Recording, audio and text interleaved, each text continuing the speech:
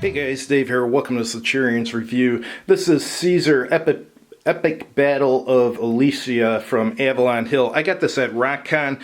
It also included this little booklet the guy had made up. This is all the different articles from Avalon Hill General about this game, so that's kind of a nice touch.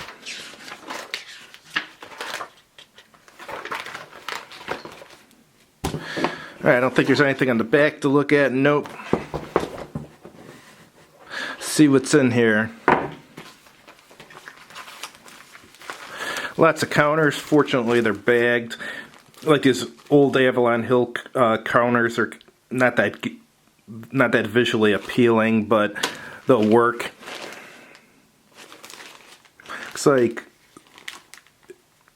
they're single-sided. These got to be the Romans since they're red.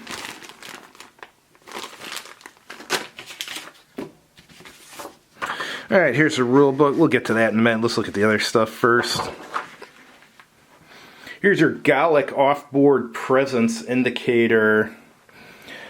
Got an assault period chart, hand-to-hand combat table, archer slinger table, missile engine table, and outer works table. If you're not familiar with this battle, essentially what happened is Caesar surrounded Vercingetorix and built a wall between him and Vercingetorix, and then realized that he was open to attacks from other barbarians, so he built a second wall around his forces.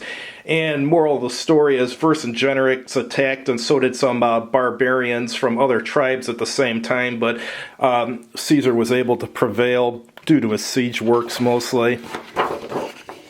Alright, here's your off-board movement chart. I assume this is for the other tribes that are coming to the rescue, or trying to rescue Vercingetorix. Dice. Alright, this is a huge map. Here's Alesia, where Vercingetorix is, and here this looks like the inner fortifications here, and then the outer fortifications there. Alright, let's take a quick glance through the rule book. The rule book's not that long.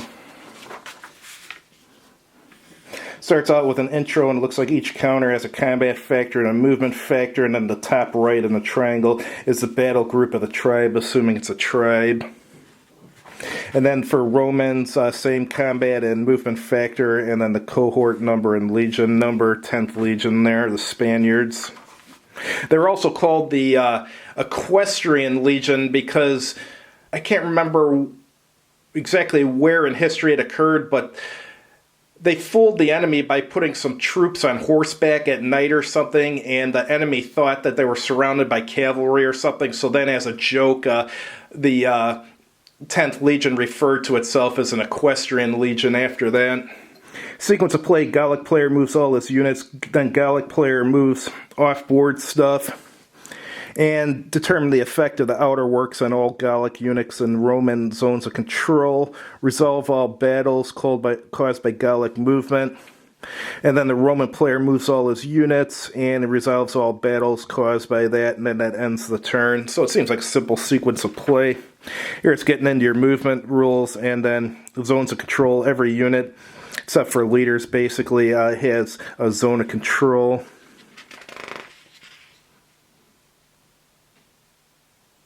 Alright, here's movement bonuses. All units move twice as fast when crossing hex sites along a perimeter rampart and or camp ramparts.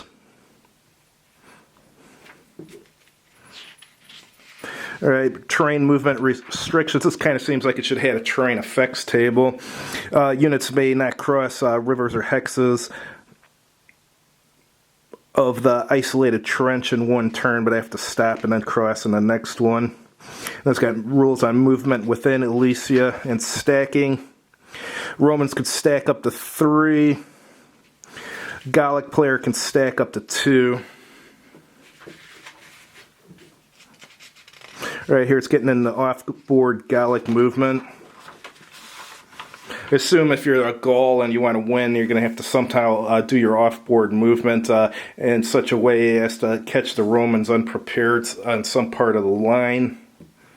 Alright, assault periods. There are 2 assault periods of 12 turns each in the game, which represent the 2 days of the battle. Interesting. Hand-to-hand combat rules, multiple unit battles. Combat resolution. Alright, now there looks like there's movement after combat 2, which I assume you just take the space of whatever unit you just defeated. Here's Gallic attack coordination rules, and here's your leader rules.